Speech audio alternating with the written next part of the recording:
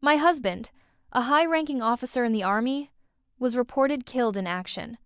His body had only just been brought home when I, without a moment's hesitation, had his official records updated to reflect his death. 3 days later, on the very day his twin brother was set to marry his own childhood love, I took the considerable sum of money given to us by the government and left with my son to marry another man. Everyone in our town called me heartless, a cruel and unfeeling wife. But I felt a deep, quiet satisfaction as I watched my brother-in-law's eyes fill with a storm of emotions. You see, I knew a secret. In a life I had lived before, I learned that the man they sent home in that coffin wasn't my husband at all. It was his identical twin brother. In that other life, when I had tried to confront him, I overheard my husband and mother-in-law talking. They were planning a wedding, just 3 days away, between him and the woman who had been engaged to his brother since they were children. Chloe is a strong girl, my mother-in-law had said. And they have a child. She will be all right, he had replied. But Sarah has waited so many years for Mark. If she finds out he's really dead, the shock might kill her. The words felt like a physical blow. I wanted to run out and expose their lie, but he caught me. He hit me from behind with a heavy piece of wood, and everything went black. When I woke up, he had told everyone that my grief had driven me mad and locked me away in the old storage shed. I could only watch through the cracks in the wooden walls as he married the woman he truly loved. Later, when she complained that our son's crying was disturbing her, he put sleeping medication in the little boy's milk. My son, my sweet boy, simply went to sleep and never woke up. The day they buried him in a small, unmarked grave, I took a rope and hanged myself in that dark, dusty shed. But then, I opened my eyes. I was standing in our living room, back on the day they brought the coffin home. My boy, my dear boy, how could you leave me? What will your poor mother do now? My mother-in-law's cries echoed around me, pulling me back to the present. I looked down at the man in the casket. He had the same face as my husband, but I felt a cold calm settle over me. I had been given a second chance. I was back on the very day it all began. The man in the coffin was not my husband Leo. It was his twin brother Mark. In my first life, when the news of Leo's death came, I was destroyed. I collapsed onto the body, sobbing, until I noticed something was wrong. The tiny red mole that was always just behind his ear was gone. In that instant, I knew Leo wasn't dead. It was Mark, the one who was supposed to be escorting his brother's body home, who had died instead. I was flooded with relief that Leo was alive, but I couldn't understand why he would do such a cruel thing. As I was about to go find him and ask, I heard their voices from behind my mother-in-law's door, and the truth shattered my world all over again. Leo, are you certain about this? Taking your brother's place to marry Sarah in 3 days? My mother-in-law asked, her voice full of doubt. Of course, he answered, his tone firm. Mark and Sarah were meant to be together. She's waited for him for so long. Now that he's gone, if she finds out, who knows what she'll do? You've known her since she was a little girl. Could you bear to see her waste away from heartbreak? He paused, then added, If I marry her, any children we have can be named after Mark. That way, he won't be forgotten. My mother-in-law was still uncertain. But what about Chloe? She's just a woman on her own now, and your son is only 2.5. Aren't you worried she won't be able to manage? That she might find someone else? Leo laughed, a sound completely devoid of warmth. Don't worry, Mom. Chloe is devoted to me. She would never remarry. She's strong. Besides, we have a son. For his sake, she will get through this. If I hadn't heard that conversation, I probably would have done exactly as he predicted. I would have spent the rest of my days in that house, raising our son alone, forever mourning a man who wasn't even dead. But now, knowing the truth, all I felt was a cold, hard anger. I threw the door open, ready to scream his lies to the world. But he didn't even flinch. He grabbed a heavy stick from the corner and struck me on the back of the head. When I came to, I was locked in the shed. I yelled until my throat was raw, but no one came. Leo told everyone I had lost my mind from the shock of his death. No one questioned him. I could only watch through the gaps in the boards as Leo, smiling and happy, married his precious Sarah. I heard them on their wedding night, their laughter echoing in the quiet yard. My son, only 2.5, cried for me until his voice was hoarse. His crying bothered Sarah. She complained once, just a single offhand comment, and Leo, my husband, put sleeping pills in his food. The child I had carried and loved died just a few yards away from where I was trapped. After our son was gone, neither of them showed any remorse. Sarah clung to Leo's arm, looking down at me with a mix of pity and contempt. "You have the worst luck," she said. "First your husband, now your son. If my husband hadn't spoken up for you, I would have had you thrown out.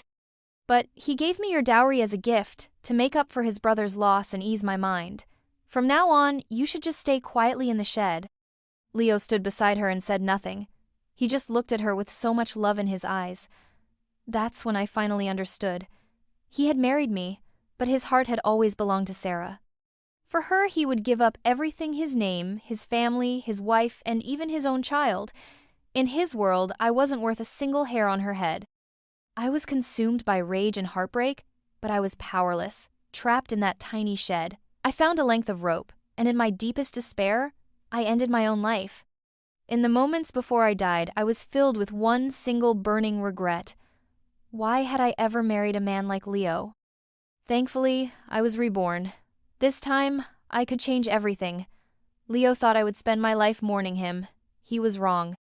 With my plan set, I pinched my own thigh hard and threw myself into his arms, pretending to be overcome with grief. I cried until I thought I would faint. The relatives and neighbors who had come to pay their respects looked on with pity. "That poor girl," one of them whispered. "The man of the house is gone. What will she do?" "Yes, and little Ben is only 2.5. It will be a hard life for Chloe," another added. I felt their sympathetic eyes on me, but my heart was like ice. Even these distant acquaintances understood how difficult my life would be as a widow, but Leo, my own husband, had never considered it. He just called me strong and shamelessly piled all the suffering onto me.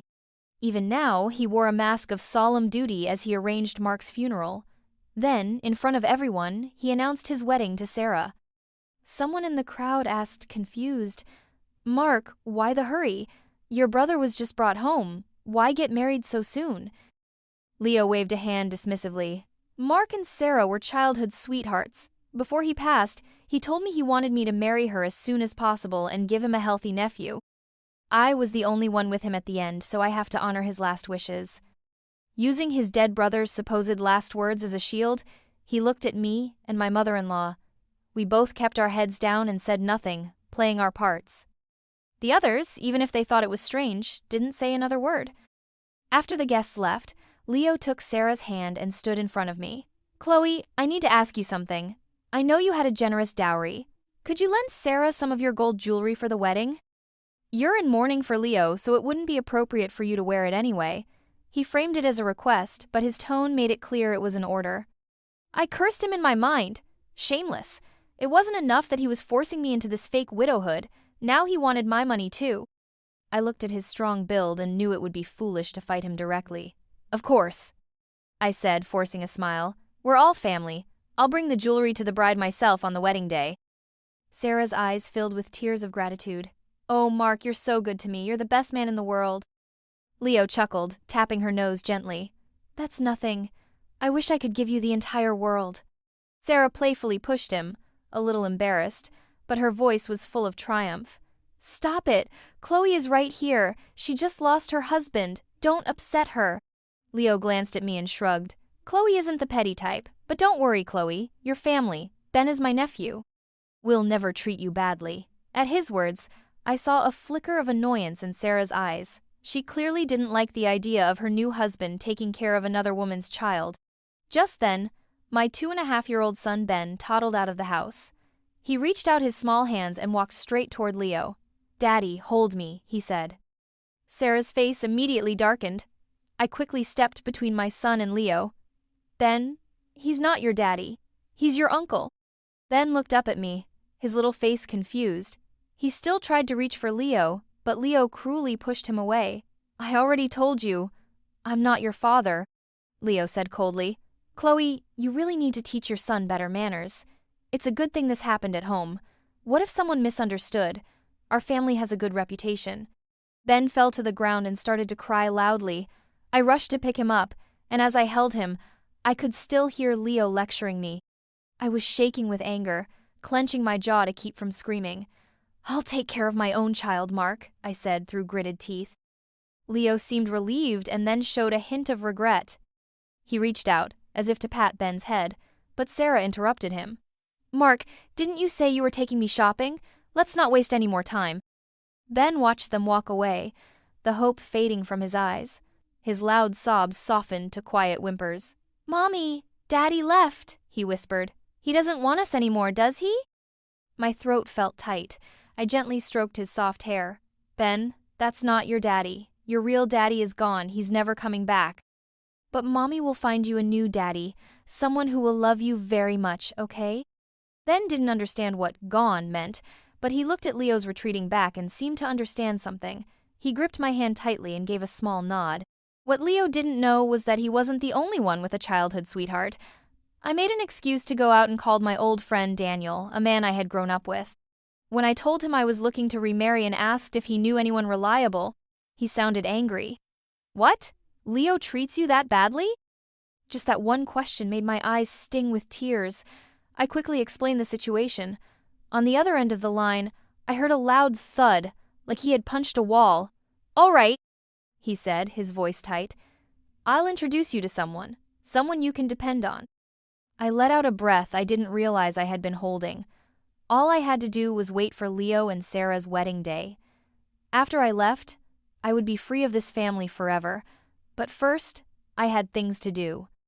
Because Leo and Mark were identical twins, it was surprisingly easy for me to go to the records office, declare Leo dead, and collect the government compensation. I separated the portion that was meant for my in-laws and quietly deposited the rest into my own bank account. When I got home, I gathered every single thing that had belonged to Leo: his clothes, his books, his letters, and burned them all in the stove. By the time Leo brought Sarah back to the house, everything had turned to ash. He didn't even notice. When he saw me in the kitchen, he said out of habit, "Make some of your pork noodles tonight." It wasn't until Sarah pinched his arm that he remembered himself. He coughed awkwardly and tried to cover his mistake. "Sarah, I remember my brother saying that Chloe makes the best pork noodles. Let her cook some for us to try." Sarah gave us both a long, suspicious look before scoffing. "It's just noodles. What's the big deal? Once we're married, I'll learn to make them for you." Leo quickly pulled her into a hug. "No way. I didn't marry you to have you work in the kitchen. We'll have someone else do the cooking. You just need to rest and give me a big, healthy son." Sarah beamed at his sweet words, and the two of them walked away, laughing. I stood there, replaying Leo's words in my head, and couldn't help but laugh bitterly. My mother-in-law was not in good health. Leo had to work, and now Sarah needed to be taken care of. So who did that leave to do all the housework? It turned out his grand plan was for me to stay and be a servant for their happy little family. Even knowing what he was planning, I didn't say a word. I would be gone in 2 days. I acted as if I didn't care, letting them order me around like a maid. Even my mother-in-law, who had been won over by Leo's promises, started to feel uncomfortable and told them to ease up. But Sarah had been spoiled her whole life. She would pretend to listen to my mother-in-law, but deep down she resented me. Whenever she was unhappy, she would take it out on Leo, and he, of course, gave in to her every whim. She complained that her feet hurt from walking, so he spent the last of his money on a new bicycle for her. Then came a sewing machine, a refrigerator, and even a television, a luxury that few families even in the city could afford. When all these expensive items were delivered to the house, the family became the talk of the village. Everyone was shocked at how much Leo was spending on his wedding. "Mark, you're really spoiling your bride. All of this must have cost a fortune." "Yes, with all these things you could be marrying a girl from the city." Leo just looked at Sarah lovingly. "It doesn't matter how expensive it is. I just want to give Sarah the best. I want her to be the happiest bride in the world." The onlookers were full of envy. Someone saw me standing quietly to the side and decided to stir up trouble. With a wealthy family like this, I bet Leo spent a lot when he married Chloe too, right? Leo's smile froze. He looked down, not daring to meet my eyes. I knew exactly why he felt guilty.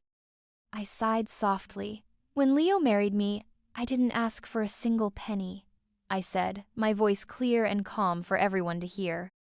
The nosy woman who had started it was speechless. She laughed awkwardly. "Well, times were tough back then. I'm sure he would have if he could have." But everyone knew the truth. Both brothers had been in the army. and with one of them now dead, the compensation would have been significant. It was obvious that all the lavish spending was for Sarah. More than a few people started looking at me with pity. Leo looked a little guilty for a moment, and Sarah's expression changed. "I didn't think about your feelings, Chloe. That was my mistake," she said. "Mark, take the things back. I don't want Chloe to feel bad." Whatever guilt Leo might have felt toward me instantly disappeared. "If she didn't get these things, it's just her bad luck. It doesn't mean she deserved them," he said. "Sarah, you're too kind. One day, someone with a devious heart will take advantage of you." He was practically calling me a manipulative schemer. I didn't even bother to respond. I just watched as he happily moved all the new appliances into the room he would now share with Sarah. I sneered to myself. There was no way Leo could have afforded all of that on his own. He must have been planning to use the military compensation money. I assumed he would come and ask me for it directly. But to my surprise, it wasn't Leo who came to see me the day before the wedding. It was my mother-in-law. She approached me carefully, studying my face before she spoke. "Chloe, you must have received Leo's compensation money by now, right? It's a large sum. Why don't you let me manage it for you?" I frowned, pretending to be confused. "Mom, that would be too much trouble for you. In a few years, Ben will need to start school. There will be so many expenses. It wouldn't be right for me to keep asking you for money." Her eyes flickered toward Ben, who was playing on the bed. She looked torn. Of course she loved her grandson, but he might not be her only grandchild for long. Once she made up her mind, she dropped the gentle act. "Chloe, you are my daughter-in-law. It's my duty as your mother-in-law to help you manage the money. Besides, the family needs funds right now. You can't be thinking of keeping all of Leo's compensation for yourself, can you? His brother is getting married. You should contribute something, don't you think?" Now that she had been direct, I didn't argue. I dabbed at my eyes, playing the part of the pitiful widow. I took a small envelope from my pocket and handed it to her. "You're right, Mom. This is the portion for you and Dad. After the wedding tomorrow, I'll give you the rest." She felt the thickness of the envelope and nodded, satisfied.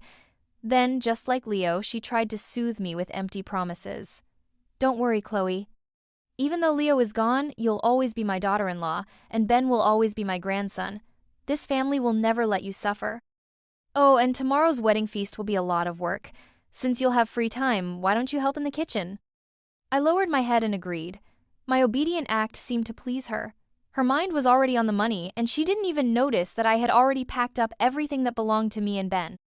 Before dawn the next morning, Leo banged on my door. "Chloe, get up and start cooking. We have to prepare food for 10 tables.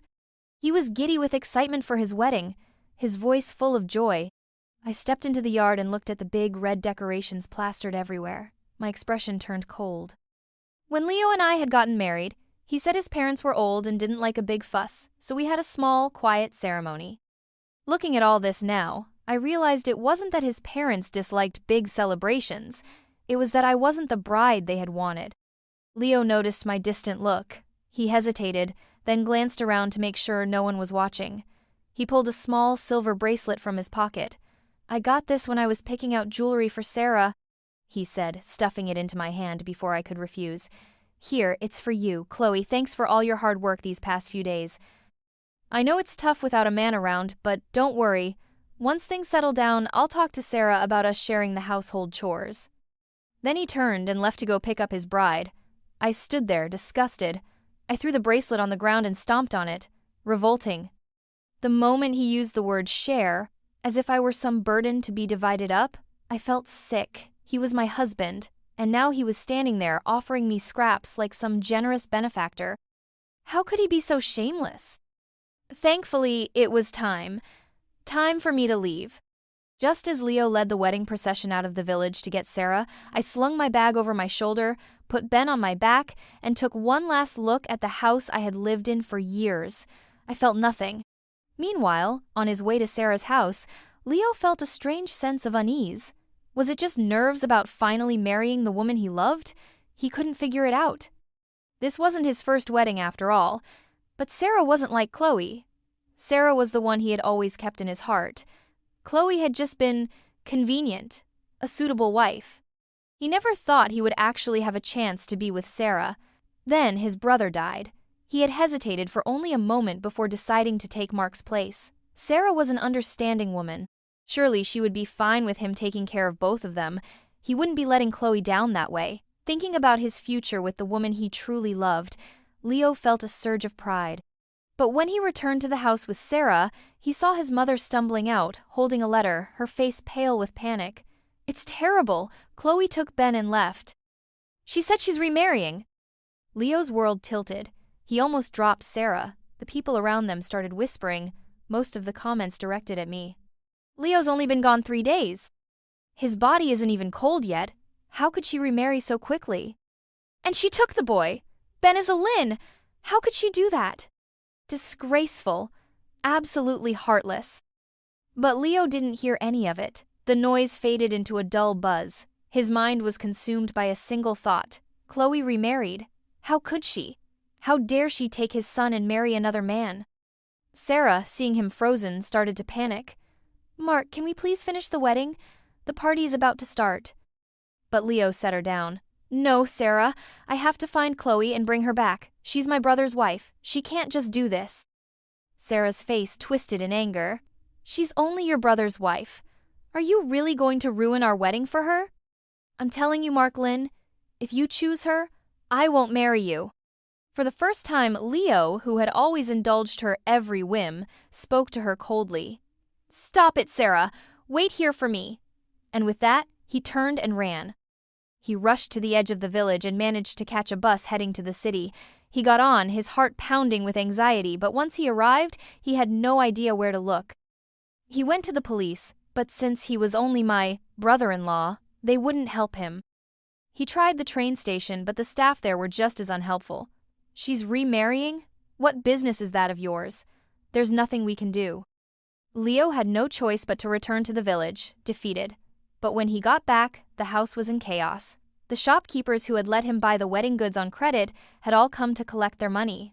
It was only then that my mother-in-law remembered I had promised to give her the rest of the compensation money after the wedding, but I was gone, and so was the money.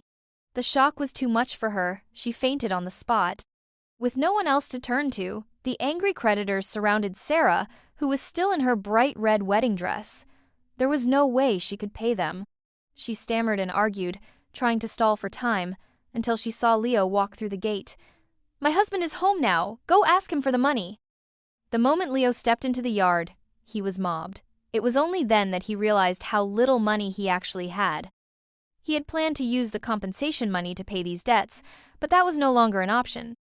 Looking embarrassed, he tried to reason with them. "Please, everyone, just give me a few more days. I'm a little short right now." "Short on cash?"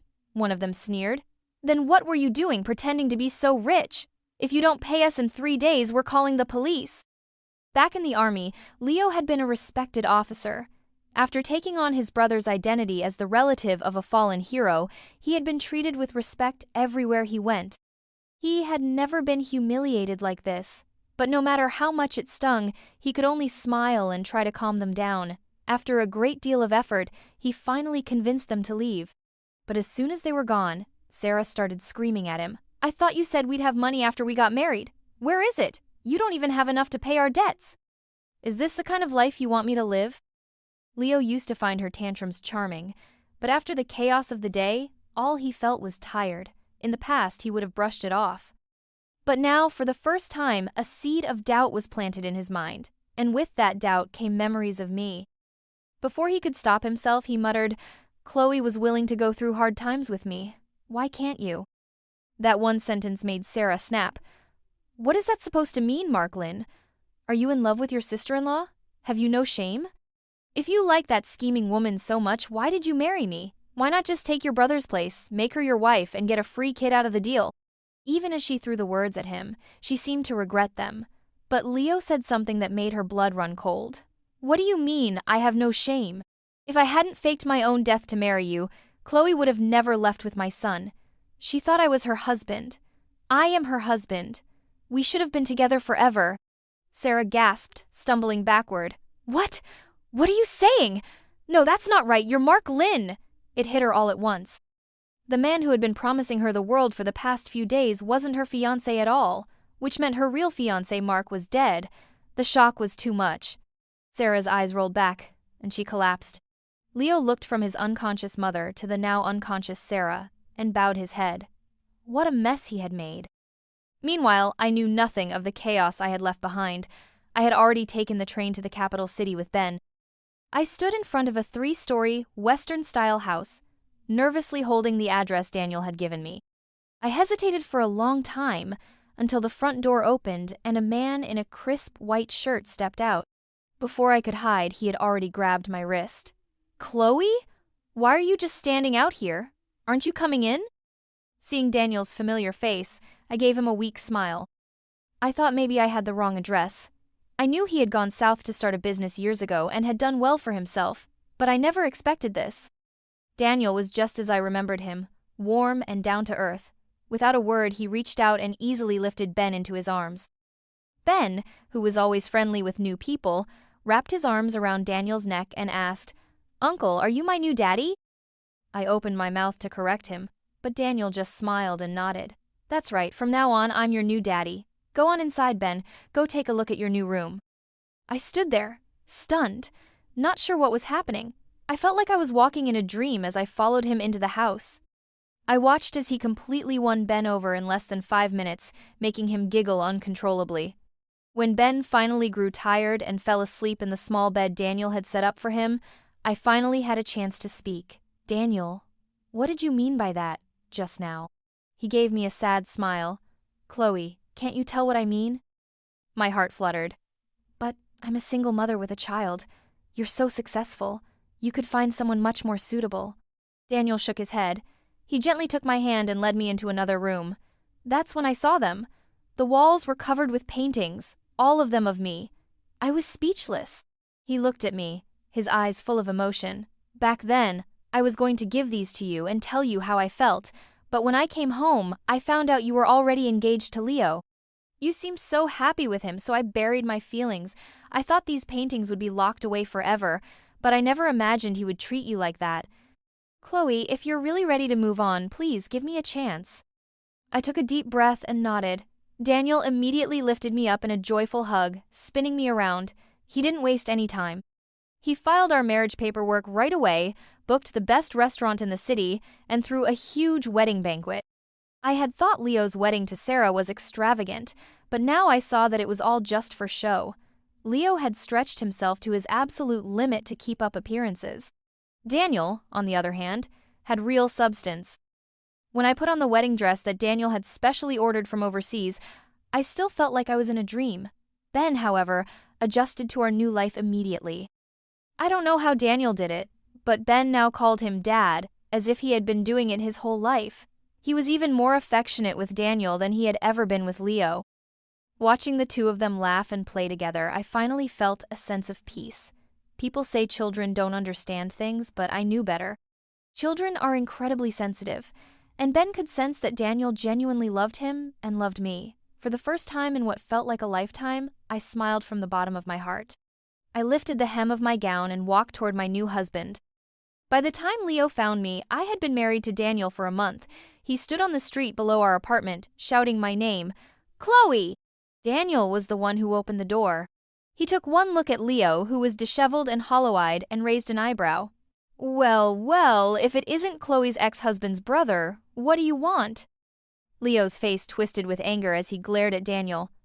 "Where's Chloe? I need to see her. And Ben, too. They're part of the Lin family.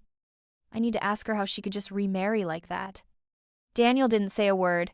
He just punched Leo square in the face. "Are you out of your mind? You're just her brother-in-law. What makes you think you have any say in her life? Since when does Chloe need your permission to move on?" Leo looked shaken. He hesitated, then finally muttered, "I'm not Mark Lin. I'm Leo Lin. Chloe is my wife. How could this not concern me?" Daniel let out a short, mocking laugh. "You're Leo Lin? Wasn't Leo Lin declared dead? Do you have any proof?" Leo was speechless. Of course, he had no proof. After telling Sarah the truth, he had planned to get his old identity back. But when he went to the military base, he found that his file had been completely erased. Officially, Leo Lin no longer existed. Only Mark Lin remained. Even so, he clung to a desperate hope. "Please, just let me see Chloe and Ben. They'll recognize me. I know they will." This time, Daniel didn't stop him. He led him into the house. The moment Leo stepped inside and saw our home, filled with appliances far nicer than anything he had bought for Sarah. A flash of envy crossed his face. That envy turned to rage when he saw me and Ben looking healthy and happy. He rushed forward and tried to grab my hand.